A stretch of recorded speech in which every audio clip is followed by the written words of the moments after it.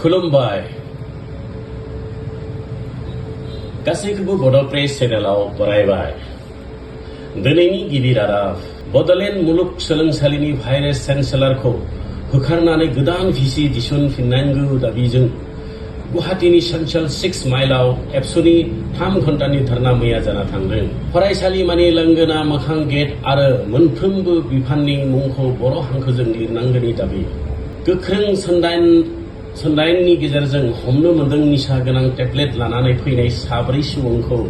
गिबि मन्थ्रिया जरहाटनि गुबुन गुबुन लुफुंथाय बिथांखिनि सायाव सुलु लाहैदों।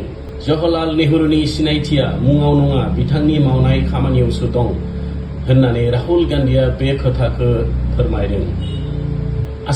आसाम मेघालय सिमानि जेंना सुस्रांनो समितिफोरा खुन्दुलियाव दाबावहैदों। हिमाचल प्रदेशआव अखा आरो दै बानानि बेंखनायाव 7 सुबुंनि जिउ गोमाबाय होनना खौरां मोनदों। मुकेश आम्बानीआ एसियाव 5G नेटवर्कनि लन्च हाबाफारिखौ मावफुंबाय। मणिपुराव हा खुरखानायनि जाहोनाव माहारिनि राजा लामाया गं 500 ट्राकफोरा थाबथानानै दं होनना खौरां मोननाय जादों।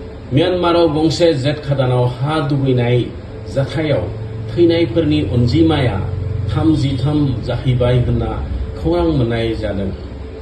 आदानिनि कम्पानिया दासिम बयनिख्रुइ देरसिन रादायाव खानाय नुनो मोनदों। 17 आगस्ट खालाराव चन्द्रायन 3 अखाफोरनि खाथिथाराव मोननै बाहागोआव गावस्राबाय। नेपाला भारतनिफ्राय 10 लाख टन माइरं आरो 50,000 टन सिनि जगायनो खावलाय हरदों। जुनियर हकी वर्ल्ड टुर्नामेन्टआव भारतआ स्पेनजों बादायगोन। अन्नानै चेनेलखौ साबस्क्राइब खालाम। गोजोन्थों।